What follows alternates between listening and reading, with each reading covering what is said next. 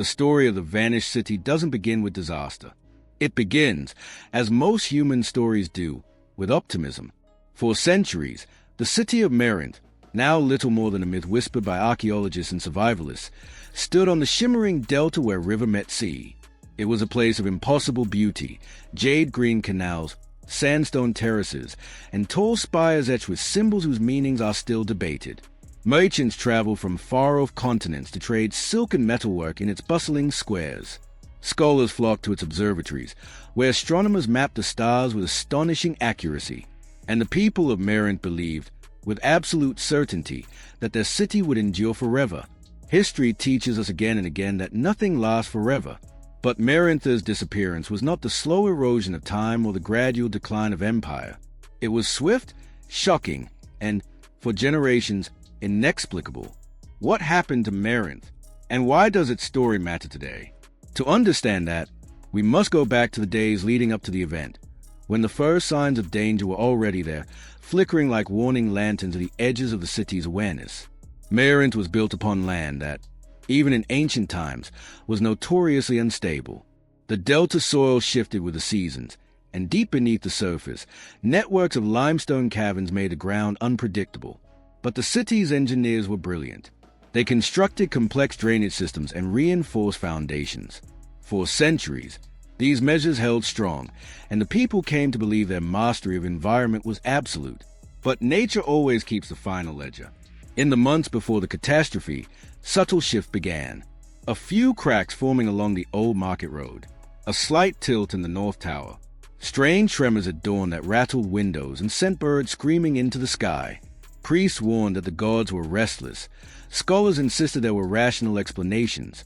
A debate grew. Was Merinth still safe? The council chose reassurance over caution. After all, the city had stood for hundreds of years. Why would it fail now?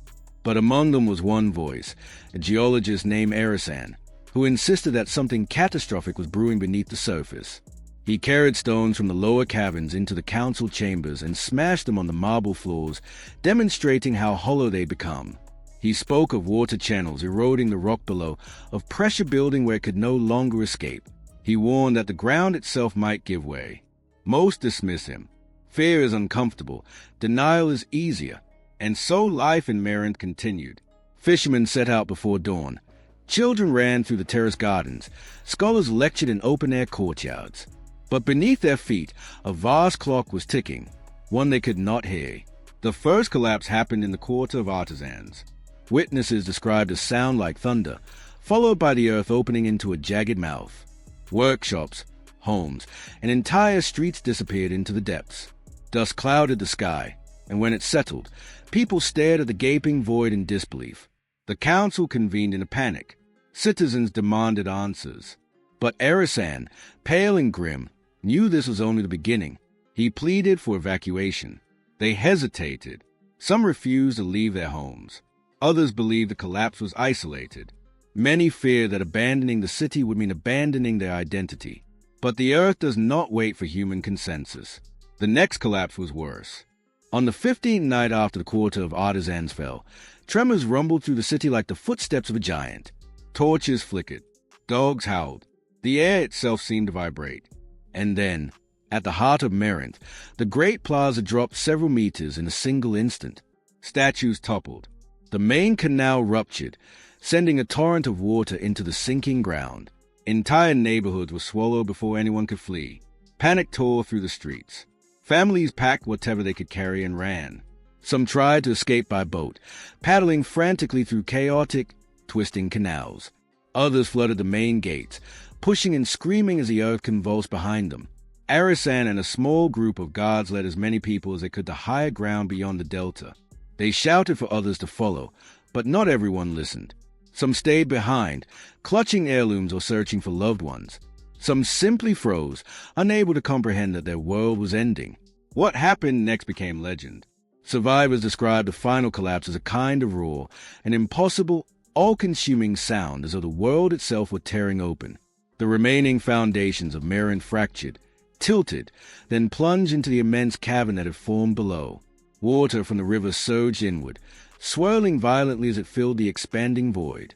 Buildings cracked apart like clay pots. Towers that had stood for generations toppled in seconds.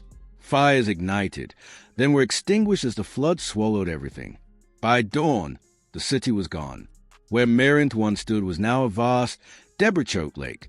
Only the highest spire, a slender white tower, remained half visible, jutting from the water like a gravestone. The survivors, dazed and grief-stricken, watched from the hills as the sun rose over what had once been their home. For years afterward, travelers feared to go near the site. Legends grew. Some said the waters were cursed. Some claimed you could still hear the city's bells ringing beneath the waves. Others believed Merinth had simply sunk too deep into the earth, swallowed for its arrogance. But the true warning the city left behind was not about gods or curses. It was about human choices. Centuries later, modern explorers and geologists studied the region and confirmed Arizen's warnings. The entire delta had been undermined by water erosion over centuries, creating unstable caverns beneath its foundations. The signs had been there: cracks, tremors, uneven tilting, but the people of Merinth trusted their past success more than the evidence before them. That is the heart of the warning.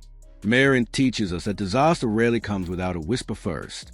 Nature leaves clues, small ones, subtle ones, long before catastrophe strikes. But humans, confident in our systems and structures, often overlook or dismiss those clues. We value convenience, tradition, and reassurance, even when the ground beneath us is trembling. Today, the lesson echoes louder than ever. Around the world, cities face threats: climate change, rising seas, aging infrastructure, dwindling resources. We see the cracks forming, both literal and metaphorical. Storms grow stronger, coastlines erode, rivers overflow, forests burn. The signs are there for anyone who cares to look. And yet, much like the Council of Merinth, many of our leaders and institutions choose denial over action, comfort over caution. Merinth vanished not because disaster was inevitable, but because the warnings were ignored. Evacuation could have saved thousands more. Careful geological surveys might have identified the collapse zone centuries earlier. Proactive planning could have relocated the most vulnerable structures. But humans are stubborn. We cling to the familiar. The story of Merinth is not just a story of a city that fell. It is a story of a civilization caught between knowledge and choice. If you did, make sure like and subscribe to our channel for future updates. See you in the next video.